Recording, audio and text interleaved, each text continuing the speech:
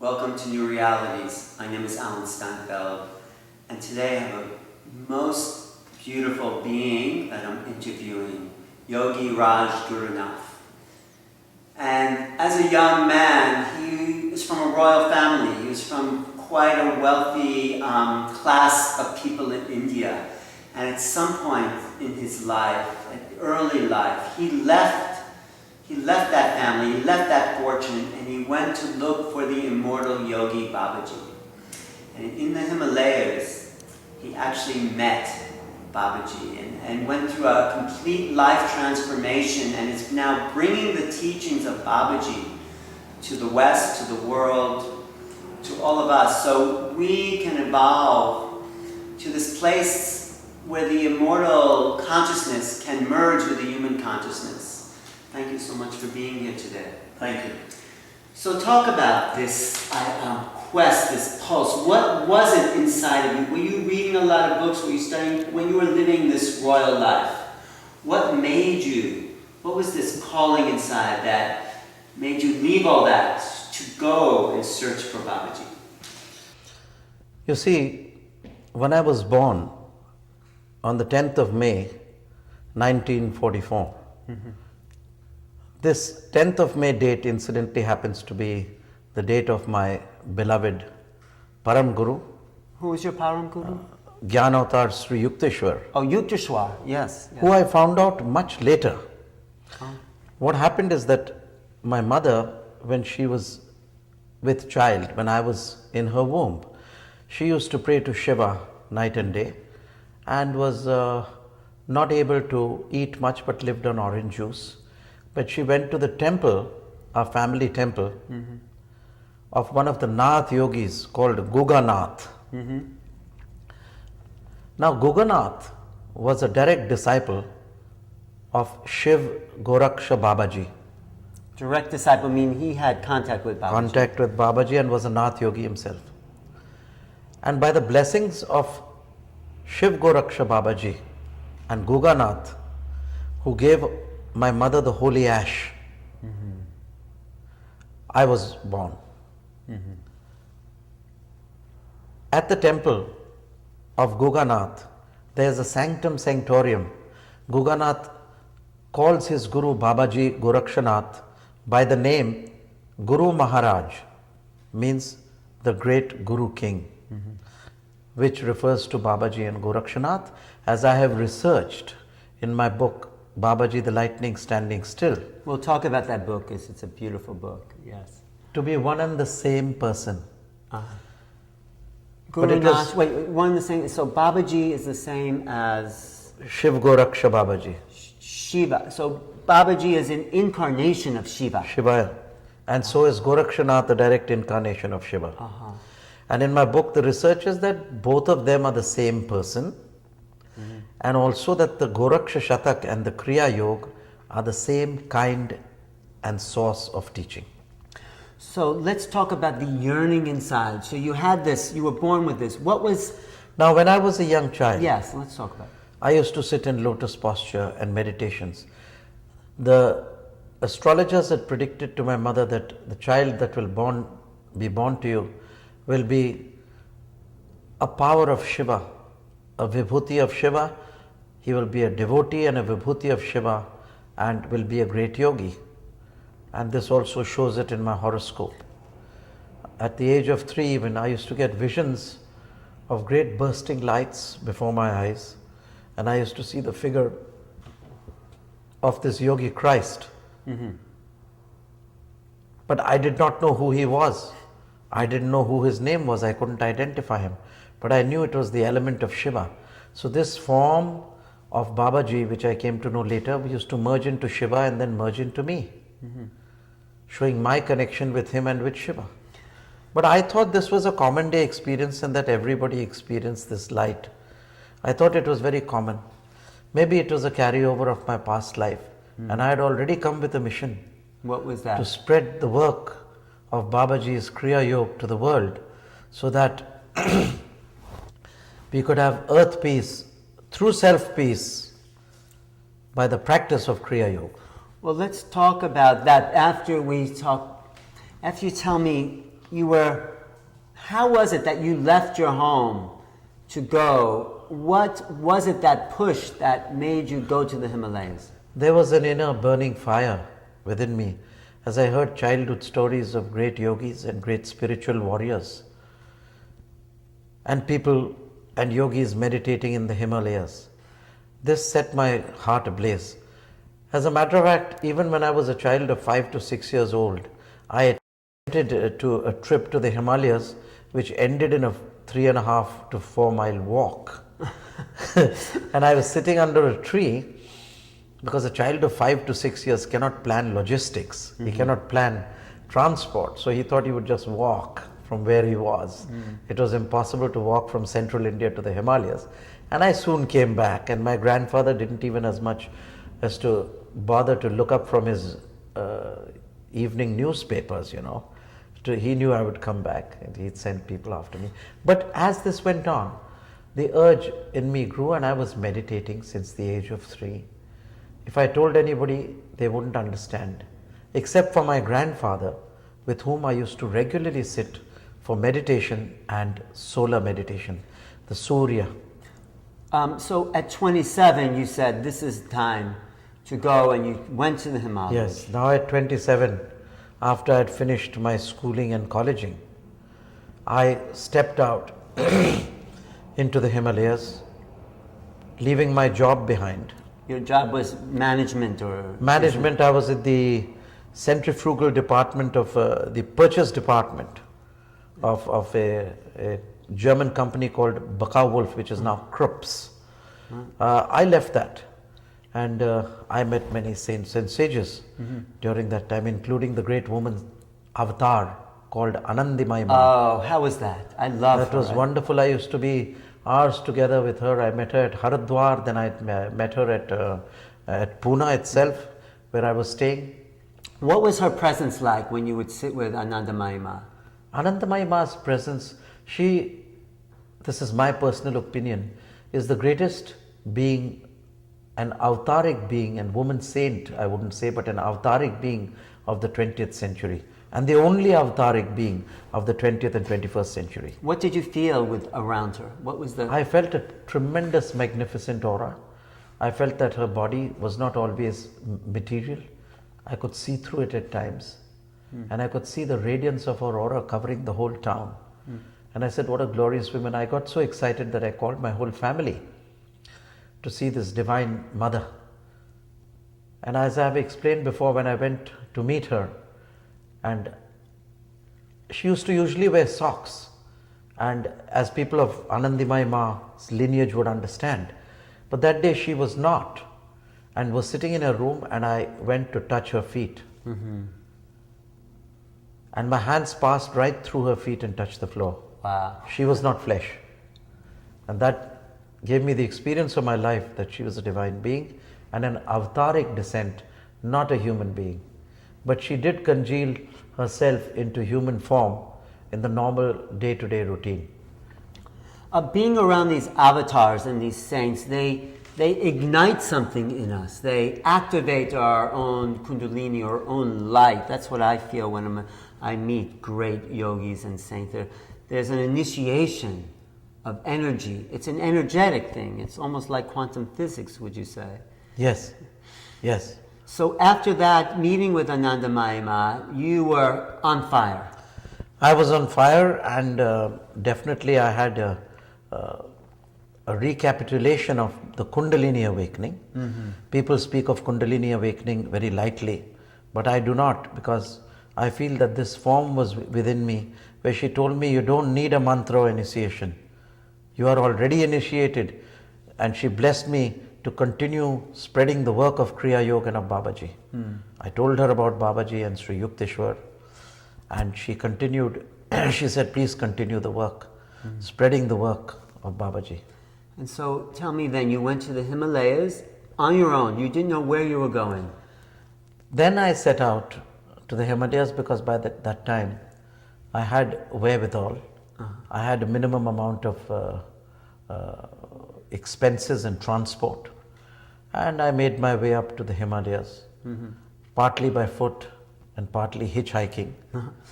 And I went to the Garhwal regions of Uttarakhand, which is known as Kedarkhand. And there I meditated at various places, resting in the night in shanty huts, eating what I could from little stalls in villages, and at times cooking my own food like potatoes or simple. I cannot cook, but I just boiled it.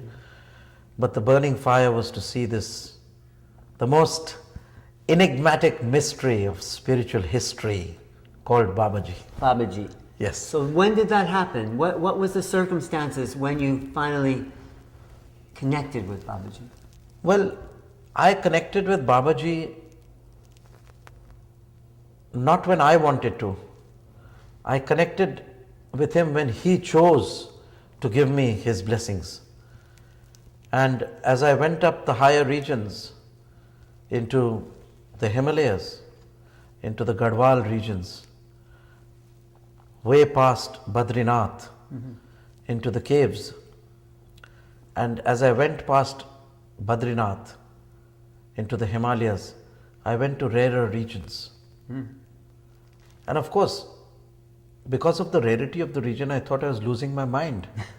And I was hallucinating. The air was thinner. The air was thinner. Yeah. So I said, I hope whatever I see, because, oh Lord, this is a praying to see you.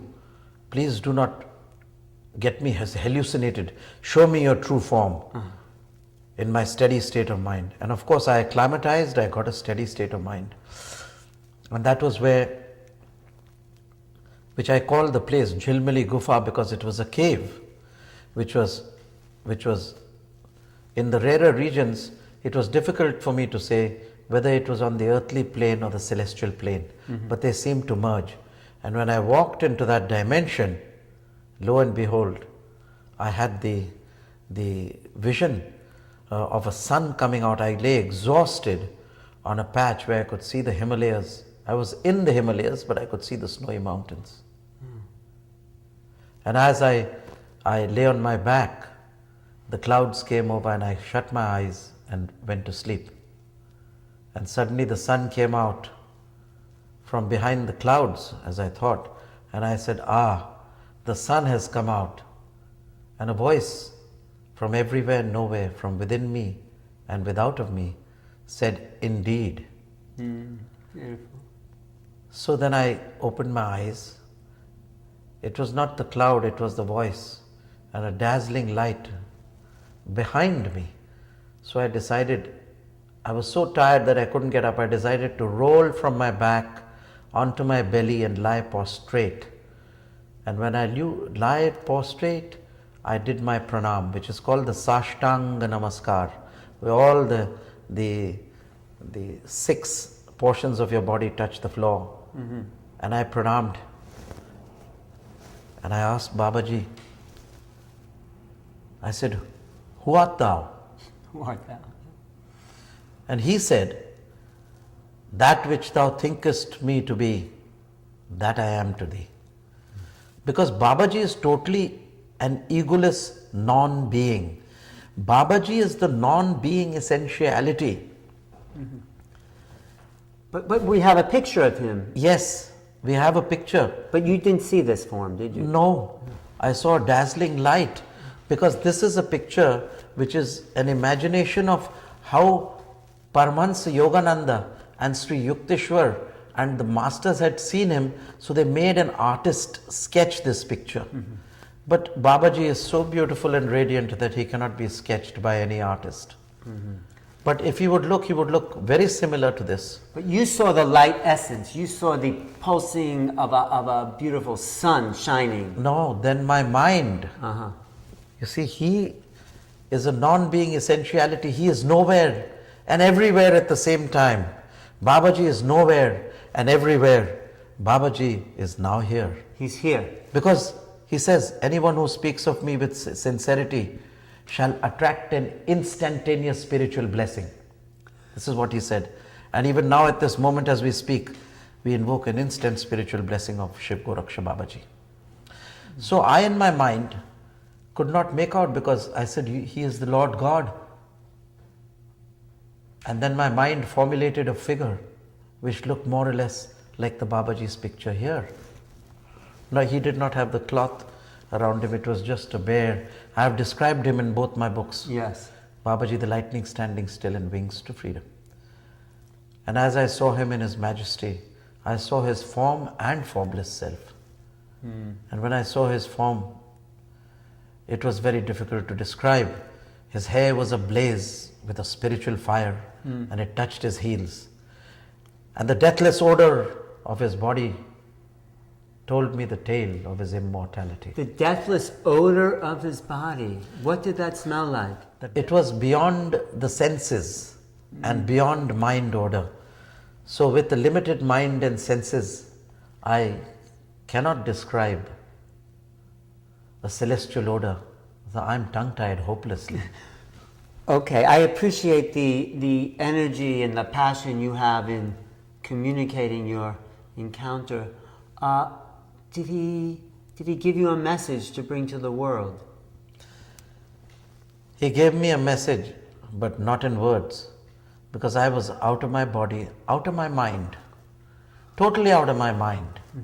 Not in the sense mad. Yes, mad for Babaji, but not mad in the demented sense. So therefore, I collected this information of Babaji not through my cumbersome, obsolete intellectual mind or the mental process. I collected this information of Babaji through photons of light.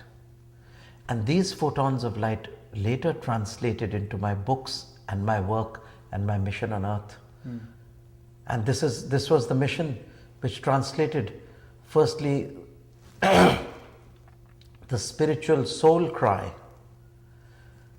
that if earth peace is to herald the dawn of the new age, we must all realize that humanity is our uniting religion, breath our uniting prayer, and consciousness our uniting God.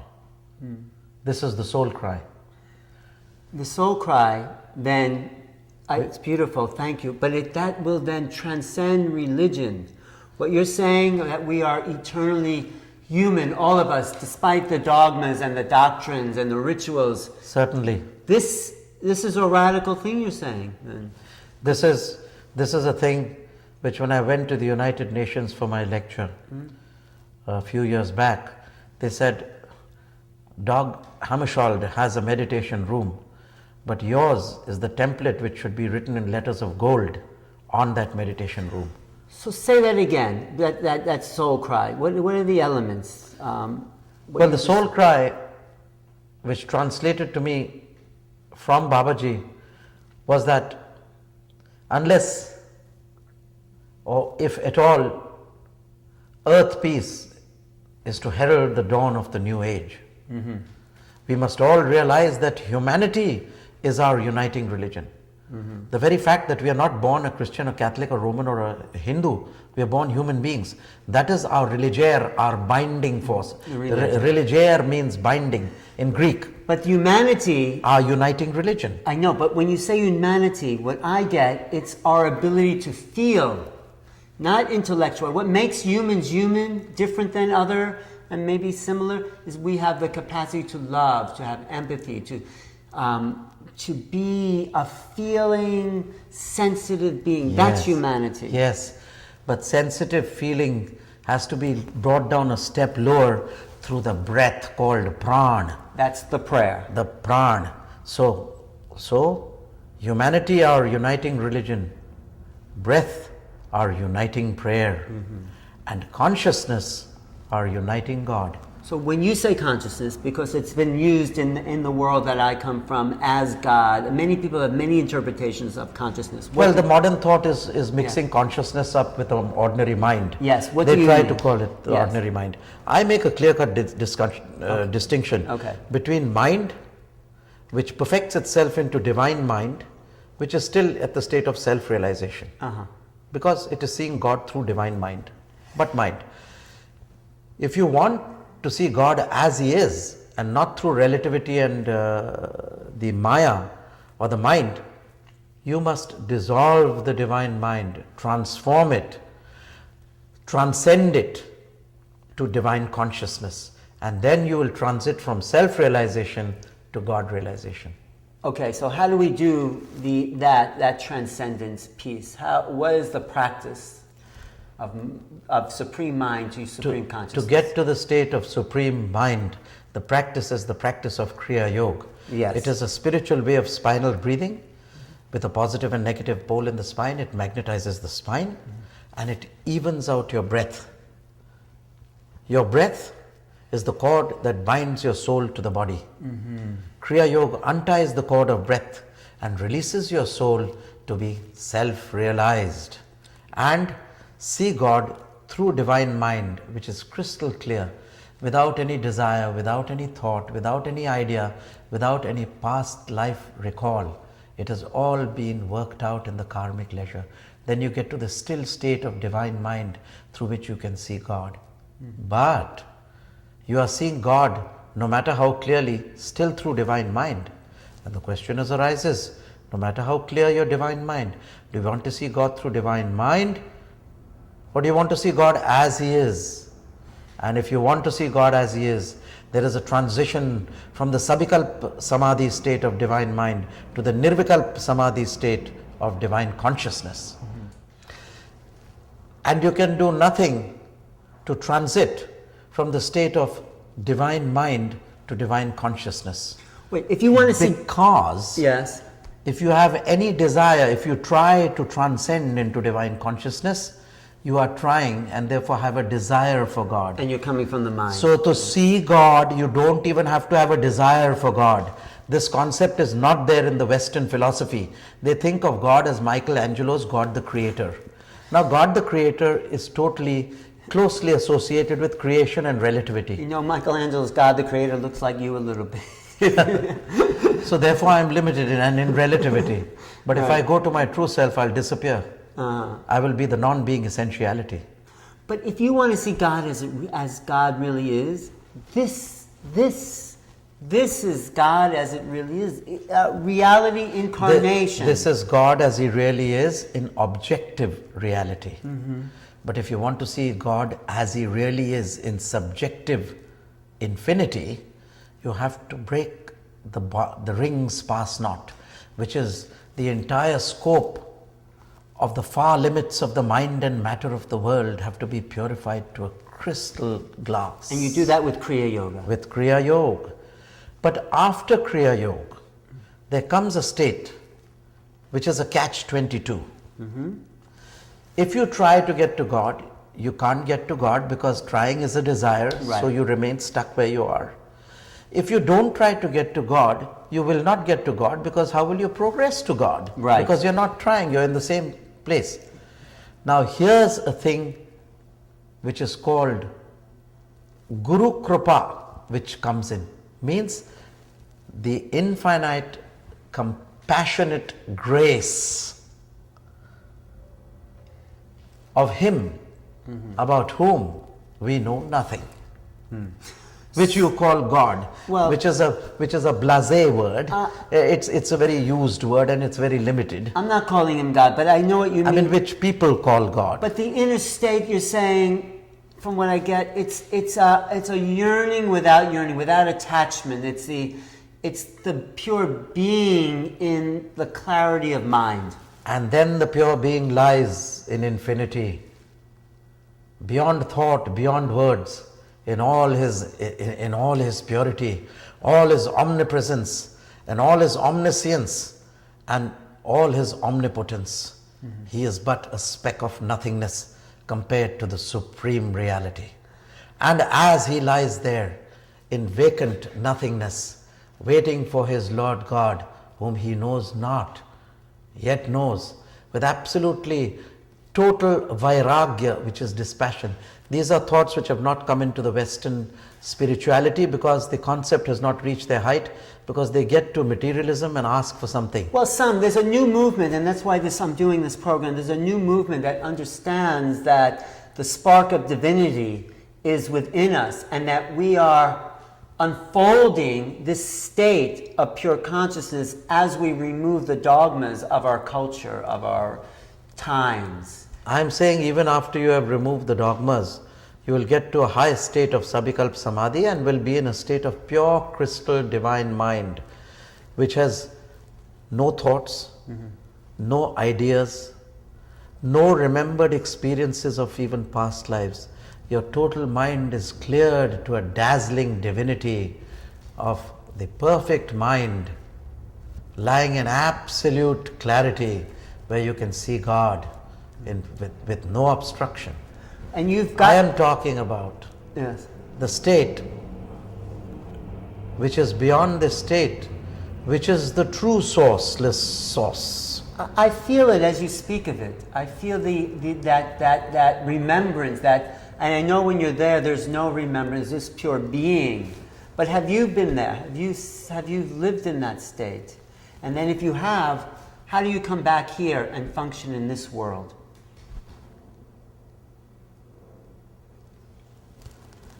The Lord God of Moses and of Abraham, the Michelangelo's God, had tried but failed, because he had to fulfill his job of completing the whole world, cosmic world cycle, and then only he would go into that state where they who know it tell it not, and they who tell it know it not.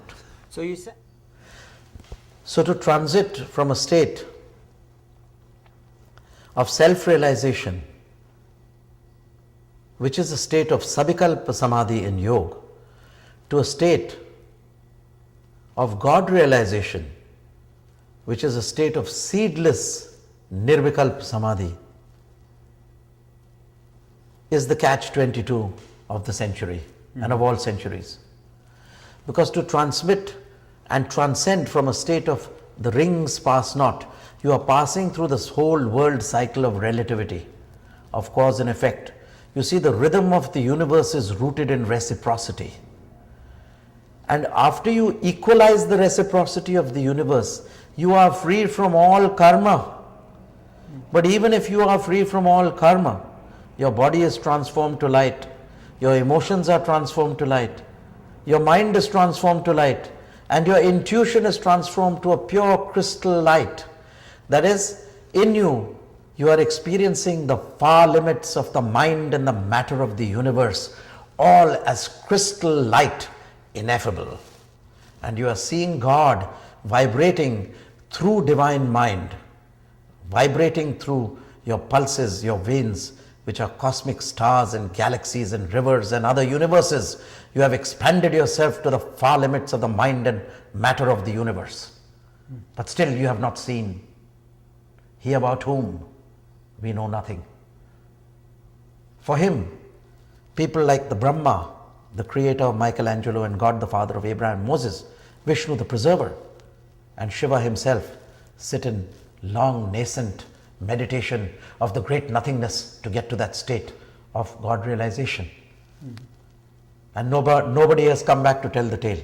So for an individual, for him, on an individual scale, which Shiva and Vishnu and Brahma do on a cosmic scale, even the individually self-realized person, to get to a state of God realization, for a person of Sabikalpa Samadhi of self-realization to get to a state of Nirvikalpa Samadhi of God realization, all he can do is nothing. And as he lies in pure and nascent awareness of pure consciousness, which he can see through his divine mind, because he is the divine mind, there's nowhere and nothing to go. So powerful and so complete is the description and the experience and the satisfaction of being in divine mind, leave alone divine consciousness which is higher, in divine mind, that a human being could want nothing more for a countless lifetimes. He is totally fulfilled and satisfied. And therefore, yogis become gods of this world and universe, and yet do not reach the higher state because they are fully satisfied. They cannot make the extra effort to go to that state of him about whom we know nothing. He whose center is everywhere and circumference is nowhere. To such a being for whom we have no words, and who is called the non-being essentiality, as I've called him. There is nowhere to go, nothing to do, nowhere to desire. and nobody knows what it is. But people who have gone and experienced this state have not been like we are trying in this interview to grasp that which is beyond mind with the mind. Because that which is beyond mind cannot be grasped for that which is beyond mind. And therefore, for thousands of years, people have been trying to disprove God, and they have failed. And people have been trying to prove God, and they have also failed. For God is not an experience. God is not an intellectual speculation of proving through mind. He is a personal experience through practice and the grace of that Supreme Being. And as we lie in vacant and nascent awareness and consciousness, the grace of God happens, and we are pulled through the own stargate of our own being. The cosmic being, the cosmic star which we ourselves are, collapses into itself by pure grace and passes through its own stargate to taste of its everywhere and nowhere, its infinite state, about whom we know nothing, and those who tell it know it not, and those who know it tell it not. I agree. Beautiful.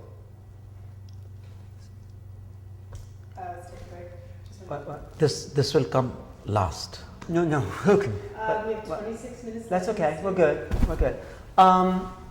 Thank you.